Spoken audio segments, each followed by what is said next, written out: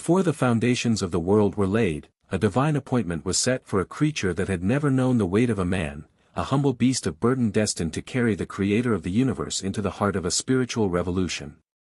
The story unfolds in the Synoptic Gospels, Matthew 21, Mark 11, and Luke 19, as the dusty road to Jerusalem teems with hundreds of thousands of Passover pilgrims. Jesus, standing at the Mount of Olives near the small, rocky villages of Bethphage and Bethany, pauses the procession to issue a command that sounds more like a royal decree than a simple request. He sends 2 disciples ahead with a supernatural map and a specific mission. Go into the village opposite you, and as soon as you have entered it you will find a colt tied, on which no one has ever sat. Loose it and bring it. Mark 11 verse 2. This was no ordinary animal. In ancient biblical tradition, an animal that had never been ridden or yoked was considered holy, set apart exclusively for sacred or royal purposes. Numbers 19:2, 1 Samuel 6 verse 7. When the owners of the animal naturally questioned why the disciples were untying their property, they spoke the specific password Jesus had provided: "The Lord has need of him." At that phrase, the resistance vanished. In an instant, the donkey was shifted from a piece of common village livestock to a key player in a cosmic drama. This was not just a convenient mode of transport for a tired traveler, it was a 500-year-old prophecy snapping into focus. Centuries earlier, the prophet Zechariah had peered through the corridors of time and written a description of the Messiah that puzzled the war-hungry leaders of Israel. "Rejoice greatly, O daughter of Zion! Shout, O daughter of Jerusalem! Behold, your king is coming to you, he is just and having salvation, lowly and riding on a donkey, a colt, the foal of a donkey." Zechariah 9 verse 9. By choosing the donkey, Jesus was speaking a silent but epic language to the Roman occupiers and the Jewish elite. In the ancient Near East, a king arriving on a stallion signaled war, conquest, and blood. However, a king arriving on a donkey signaled peace, trade, and service. He was declaring his kingship, but simultaneously redefining the very nature of his kingdom. He wasn't coming to take lives, but to give his own.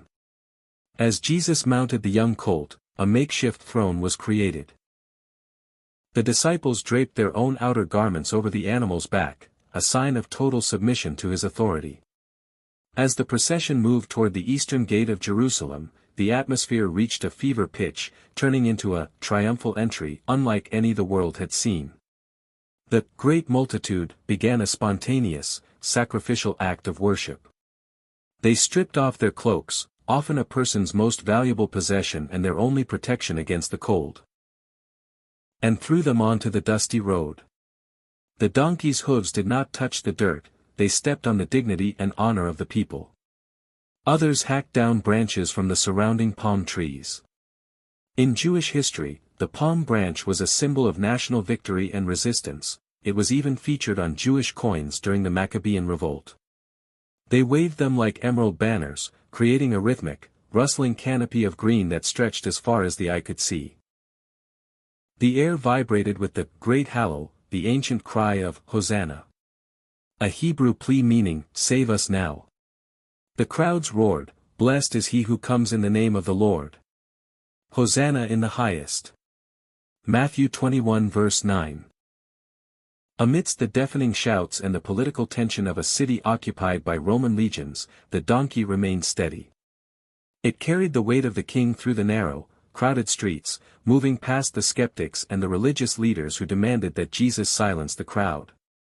Jesus' response underscored the epic scale of the moment. "I tell you that if these should keep silent, the stones would immediately cry out." Luke 19 verse 40. The story of the donkey serves as a powerful biblical paradox. The King of Kings, who could have commanded a chariot of fire or a legion of angels to carry him, chose the lowliest, most overlooked creature to announce his arrival. It is a factual reminder that in the kingdom of God, true greatness is found in humility, and the Lord of all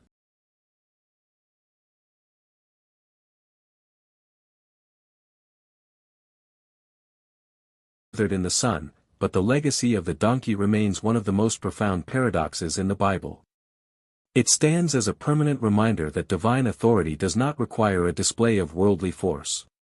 While the empires of the day built monuments to their own strength and rode white stallions to signal their dominance, the King of Kings chose a borrowed colt to signal his grace.